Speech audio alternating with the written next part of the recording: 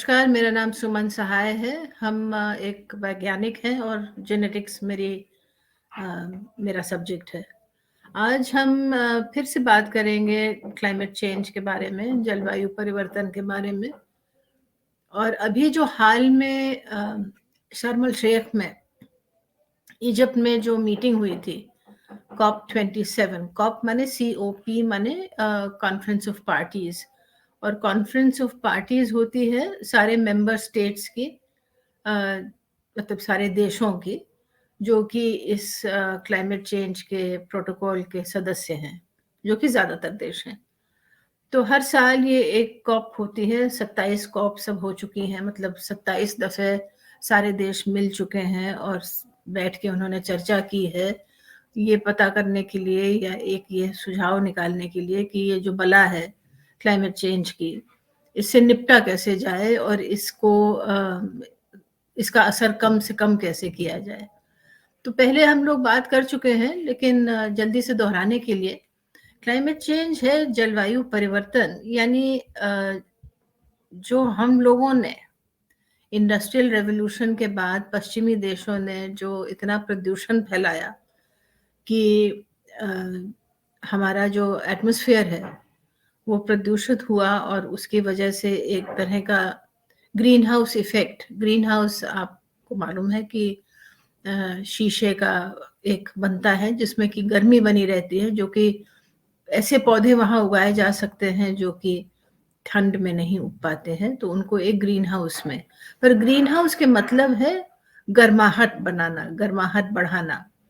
और वही हमारी पृथ्वी के साथ हो रहा है। ग्रीन हाउस गैस जो है, जैसे कार्बन डाइऑक्साइड है, जैसे मीथेन है, जैसे नाइट्रोजन ऑक्साइड है, जैसे सल्फर ऑक्साइड है, ये सारे गैस जो हैं एक तरह की एक परत बना चुके हैं हमारे एटमॉस्फेयर में, जो कि एक ग्रीन हाउस का काम कर रहे हैं।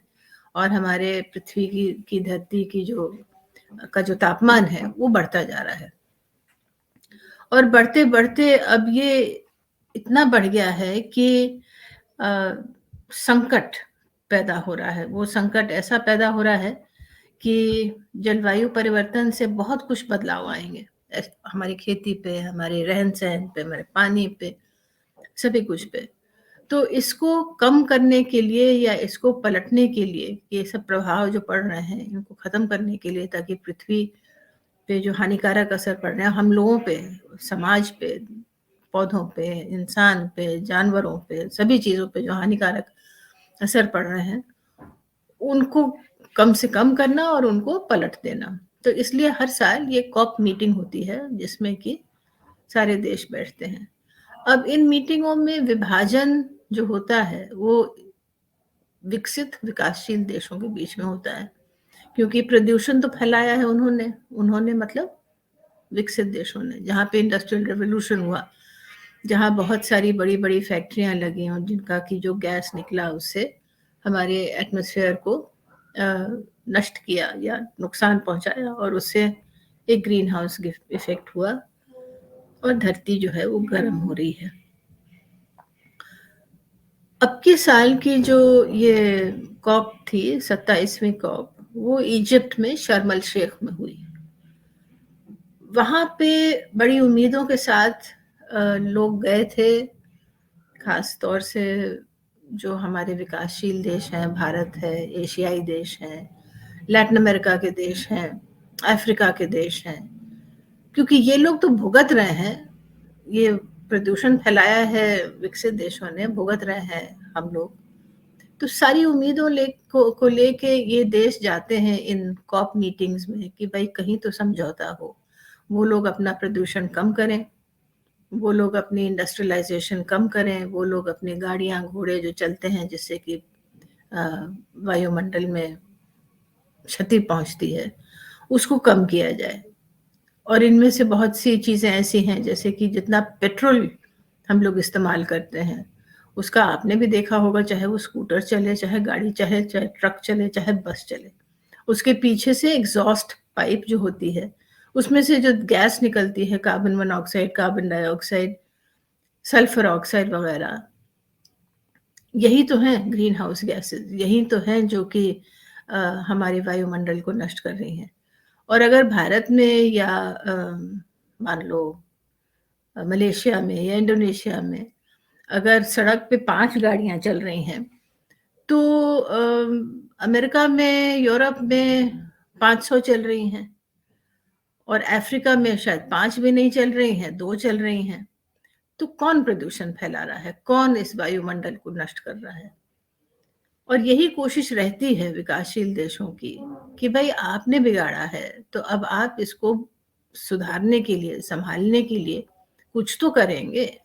पहले तो आप अपने यहाँ कटौती करिए, और कटौती करने के साथ आप विकासशील देशों की मदद करिए, ताकि वो थोड़ा बहुत प्रोग्रेस, थोड़ा बहुत विकास कर सकें, और उतना इंडस्ट्रियलाइजेशन ना हो, उतना प्रदूषण ना फैलाए।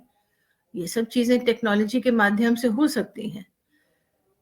यही जाके टकराव होता है। ये सारी कॉप मीटिंग्स में आज तक तो कोई ऐसा समझौता हुआ नहीं है जो कि आदमी कहे कि हाँ भाई ये ठीक रहा, उन्होंने अपनी गलती मानी और उन्होंने कोशिश की है। अभी तक इतने सालों में जब से क्लाइमेट चेंज, जब से जलवायु परिवर्तन की चर्चा हो रही है अंतर्राष्ट्रीय स्तर पे, जब से ये कॉप बैठा है, जब से सारे देशों ने निर्णय लिया है कि हम लोग हर साल मिलके और तय करेंगे इस स्थिति को सुधारने की, अभी तक कोई ऐसा बहुत ज्यादा बड़ा कदम, सफल कदम तो नहीं उठाया गया है।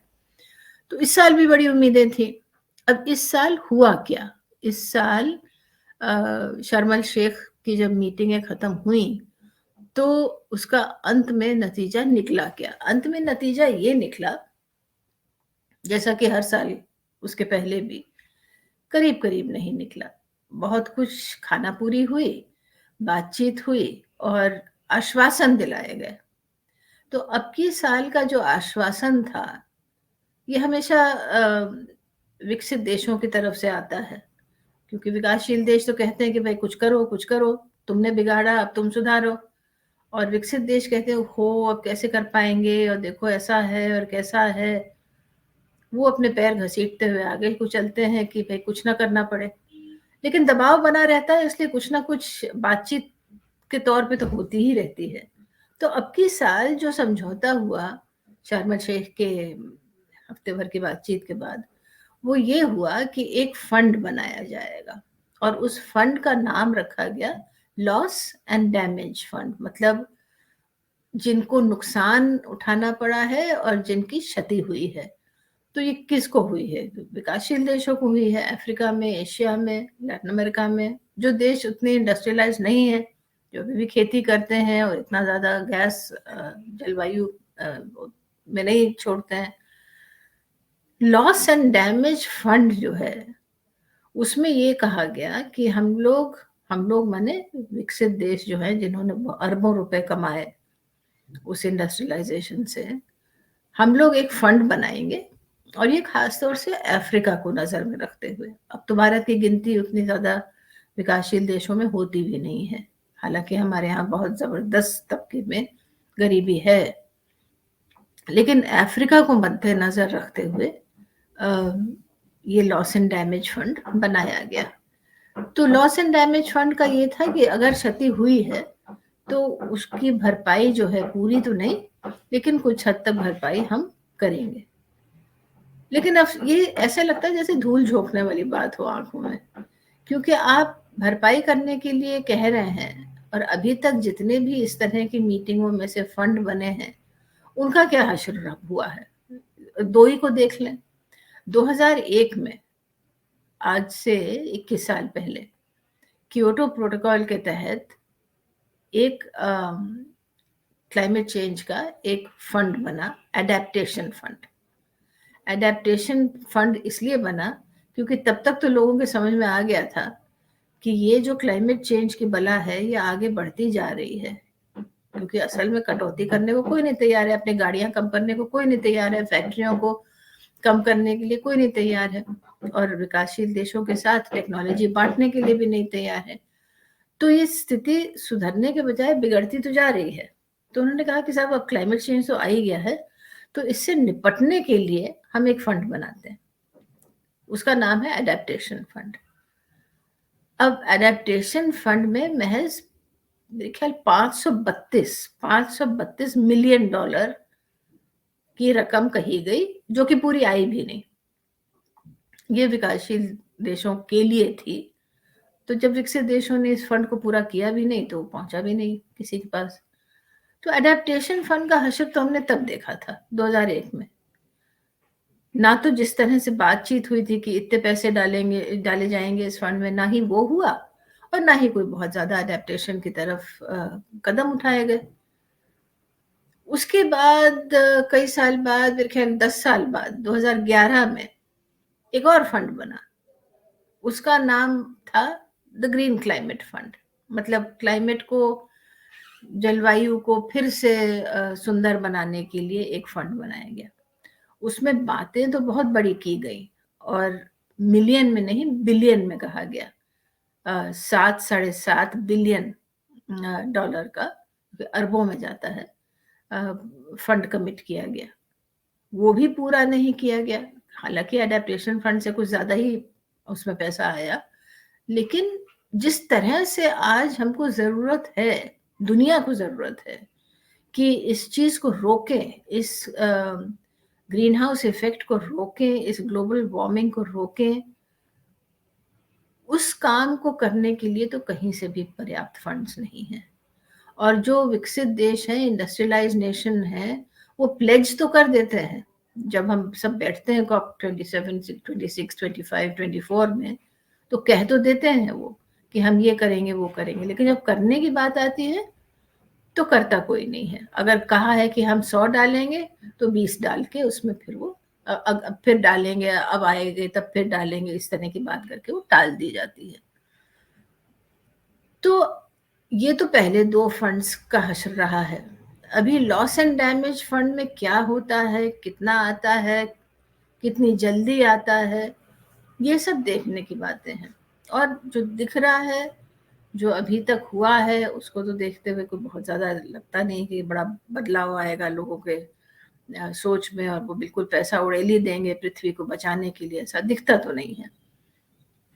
और दूसरी तरफ जो कहते हैं ना कि दो तरह की बातें करना, तो कहाँ तो फंड और ये और वो की बात हो रही है, और कहाँ आप फंड तो बनाने की बात कर रहे हैं, लेकिन जो आप इमिशंस हैं, जो आपका जो पोल्यूशन है, उसको कम करने की बात तो हो ही नहीं रही है। जैसे एक बहुत बड़ा दबाव था और एक बहुत बड़ा डिमांड था एक्टिविस्ट का कि आप ये जो पेट्रोल, डीजल, गैस, इन सब चीज़ों का इस्तेमाल जो हो रहा है, क्योंकि इससे तो बहुत भयंकर इमिशंस होते हैं ग्रीन हाउस गैसेस के, आप इसको कम करिए। मतलब चाहे वो ट्रैफिक और ट्रांसपोर्ट हो, चाहे इंडस्ट्री और फैक्ट्रीज हो, चाहे आपके घरों में जो हीटिंग इस्तेमाल होती है जाड़े में गैस से और डीजल से, उसको कम करें। कहीं कम तो करना पड़ेगा ना। ये कहना कि हम फंड बनाए जा रहे हैं और इस फंड से जो है सो सब सुधार दिया जाएगा, दूसरी तरफ तो आप कुछ बदल ही नहीं रहे हैं। आप जितना गैस छोड़ रहे हैं जलवायु में, वो तो आप कम कर ही नहीं रहे हैं, उसमें तो कटौती की कोई बात ही नहीं हुई। तो अगर उतनी ही गाड़ियां चलती रहेंगी, उतनी ही फैक्ट्रियां अपना धुआं उड़ेलती रहेंगी, तो जलवायु को बचाने का फिर जरिया कहाँ रहा? कहाँ से जलवायु बचेगा? कहाँ से हमारे एटमॉस्फेयर बचेगा? और ये फंड क्या करेगा फिर? आप एक तरफ नष्ट करते जाइए और दूसरी तरफ जो है सो चवन्नी बांटते जाइए कि लो भैया ये लो, खुश हो जाओ। क्योंकि असर पड़ रहा है हम लोगों के देशों में। खेती बर्बाद होगी अगर अगर गर्मी बढ़ती जाएगी, जिस तरह से गर्मी बढ़ रही है, तापमान बढ़ रहा है, पानी कम हो रहा है, मॉनसून पे बहुत बुरा असर पड़ रहा है। अगर ये होता गया तो हमारी खेती का आधार जो है वो खत्म हो जाएगा। हमारी तरफ हमारी दुनिया में, मतलब विकासशील दुनिया में आबादी बहुत है, जॉब्स कम है, नौकरियां कम है, कमाने के अवसर कम है। कमाने के अवसर बढ़ाने के लिए या जॉब्स क्रिएट करने के लिए, नौकरियां क्रिएट करने के लिए हमको इंडस्ट्रियलाइजेशन करना पड़ेगा। कुछ ना कुछ तो हमको इस तरह की चीज़ें बढ़ानी पड़ेंगी जिसमें कि लड़के बच्चों की नौकरियाँ लग सकें। अगर हम वो करेंगे, तो गैस के एमिशंस तो होंगी ही होंगी। तो कहाँ तो अमेरिका है, अब चाइना है, इनकी तो जो गैसें निकलती हैं, मतलब अरबों टन में। तो वो कुछ कम करें तो हमारे लिए थोड़ी गुंजाइश बने कि हम भी थोड़ी इंडस्ट्रियलाइजेशन करें, हम भी थोड़ी प्रोग्रेस करें, हम भी थोड़ी डेवलपमेंट करें, और उससे उस माध्यम से हम भी अपने युवा पीढ़ी को नौकरियां दिलाएं या आमदनी के और स्रोत पैदा करें। आप तो उस स्तर पे गैस छोड़ते जा रहे हैं, तो फिर गुंजाइश ही कहाँ बची दुनिया में, हमारे लिए गुंजाइश कहाँ बची। तो इसलिए कहना कि फंड वंड बन गया है, अब भाई लोग आप लोग घर जाइए, इससे खुश रहिए, ये दो तरह के धोखे हैं। एक तो है कि आपने कोई भी कमिटमेंट नहीं किया है कि आपके जो एमिशंस हैं उसको आप कम करेंगे, और जैसा कि हमने अभी तक देखा है, फंड बनाने से फंड में पैसा नहीं आ जाता है।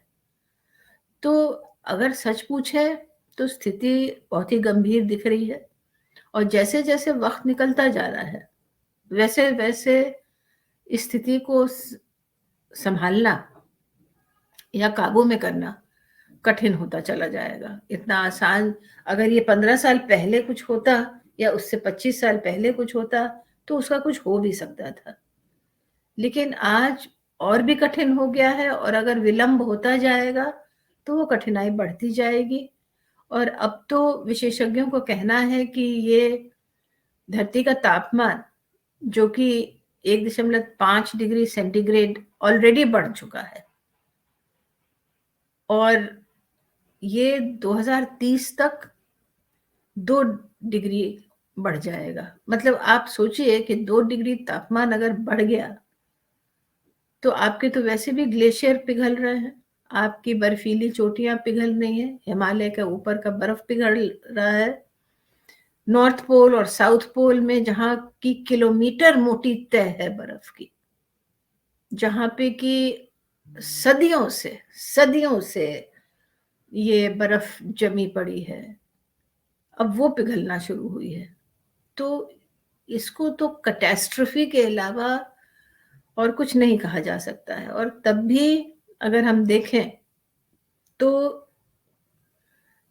इतनी गंभीर स्थिति में भी हम लोग कोई बहुत ज़्यादा प्रोग्रेस नहीं कर पाए हैं, और जो भी शर्म एल शेख से इस COP27 में निकला है, पर्याप्त तो ये दूर दूर तक नहीं है, लेकिन जिस रफ्तार से ये चीज बढ़ रही है उससे तो ऐसा लगता है कि कुछ भी होने के पहले ही भयंकर कुछ हो जाएगा। अब जैसे कि विशेषज्ञों का अनुमान है कि जिस तरह से तापमान बढ़ रहा है गर्म देशों में, जैसे हिंदुस्तान है, बांग्लादेश है, पाकिस्तान है, या एशियाई और देश हैं, इंडोनेशिया, मलेशिया, फिलीपींस, थाईलैंड, ये जितने गर्म देश हैं, इसमें रहना मुश्किल हो जाएगा, क्योंकि इतना तापमान बढ़ जाएगा कि आपको सांस लेने में दिक्कत होगी, पानी आपका सूख जाएगा, प्यासे आप रहेंगे, पानी के स्रोत नहीं उपलब्ध रहेंगे। और इतना तो है सो है, जो शरीर हमारा है जिसमें कि खून दौड़ता है, वो इस गर्मी में अपना काम नहीं कर पाएगा। जिस तरह से तापमान बढ़ने की दिशा दिख रही है, ये एक शरीर, एक हमारा शरीर अपने आप को जिंदा नहीं रख पाएगा। तो इतनी भयावह स्थिति है सामने, और ये कोई हम अगले 1000 साल की बात नहीं कर रहे हैं, अब बात हो रही है 10 साल और 20 साल में। तो अगर अभी भी हमारी बुद्धि में ये नहीं घुसा है, तो ऐसा लगता है कि वाकई ये वाली जो हमारी सिविलाइजेशन है, ये कहीं अंत पे तो नहीं आ रही है, क्योंकि कोई बहुत ज्यादा होपफुल सिग्नल्स तो नहीं दिख रहे हैं। और इतनी बड़ी बड़ी मीटिंगों से भी जब कुछ नहीं निकलता है, तो साधारण व्यक्ति सोचता है कि और फिर कहाँ से निकलेगा। और हम अगर इसी रफ्तार से इसी दिशा में चलते रहे तो ईश्वर जाने क्या होगा पृथ्वी पे, प्रलय सा कुछ दिखता है। सोचने की बात है, हम सबको सोचने की बात है। अपने-अपनी जगह पे इस पे दबाव डालने की बात है, अपनी-अपनी सरकारों पे दबाव डालने की बात है। लेकिन स्थिति अगर आप सच पूछे, स्थिति बहुत गंभीर है। आज के लिए इतना।